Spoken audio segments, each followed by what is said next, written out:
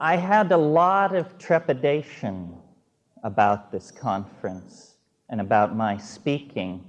I had even a brief moment of hope that the war would cancel it, because I wasn't sure what it would be like to talk to a group of people while robot bombs are falling on our enemies around the clock. I just couldn't picture that. So normally I just sort of take flight and whatever's on my mind gets splattered onto your mind. But I don't feel so certain of myself in this situation. I'm not sure that just taking flight for another evocation of the psychedelically aided evolution and transformation of our species is the way to go. Because I think maybe we should, or I should, attempt something that's a little rare for me, plain talk about what's going on. Yesterday, Bob Wilson got up and talked about the war, and then Tim cheered him on and put his stamp of approval on that. I thought it was great.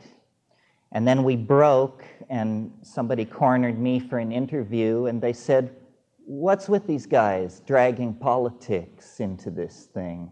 This is not a political meeting." I didn't say anything. I just tried to, assimilate that. And then last night I thought about it, and I've been thinking about it, about this war, about the 60s, about Vietnam, about how LSD played a major role in stopping that war by forcing people to confront what they were really doing, by empowering people to get together in large groups and say, we won't stand for it, we won't put up with it. And even though the war is now 2 weeks old, whatever it is, for the first time, really last night, I got why it feels so bad to me personally, and by extension, I think, to all of you. Aside from all the horrors of war, which you have had rehearsed for you over the past 2 weeks, what really is a pisser about this is that it means for people my age and older, they didn't hear us.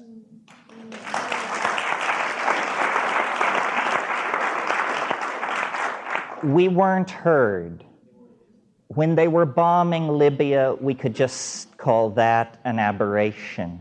When they were hunting down Noriega, we could just call that a large dope bust. This is none of those things. This is war. And what we said, if you can take the psychedelic and political struggles of the 1960s and boil it down into one phrase, what did we stand for? We stood for making love, not war.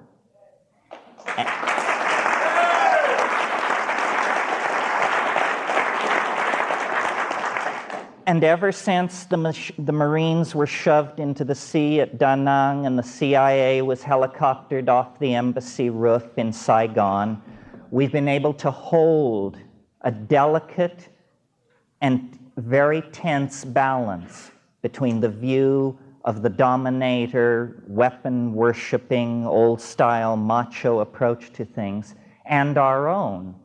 And I think we all felt, I certainly did, last August when they began to move the chess pieces around, that we would not stand for it, that there was a we, and that we would not stand for it. And if you were able to keep your idealism intact until the congressional debate, when you felt then they represent us, they will stop it. After all, it's the opposition party to the administration. It's an anti-war party. They will stop it. And they went like sheep to the slaughter. To the slaughter. And they voted for it. So now we have no excuse. No no faction was overridden, nobody's rights were trampled on the path to this debacle. We, the people of the United States, by some staggering percentage, approve of this. Well, so that's to people like myself and Tim Leary and Bob Wilson and John Lilly and all the people who aren't here and all of you that I've grown up with and worked with, this is an abomination. We stand for consciousness expansion. Do you know how much shit you have to have for brains to wage war? It staggers the imagination. We stood for deconditioning, asking questions, resisting authority. Today, no questions are being asked. Authority is not being resisted. Oh yes, there are demonstrations against the war, but in a democracy they have what's called a 5% rule. It doesn't matter if only 5% are involved in it. It doesn't matter what it is. So we have been effectively isolated. Our names have been metaphorically signed to the bottom line of these documents that commit us to war.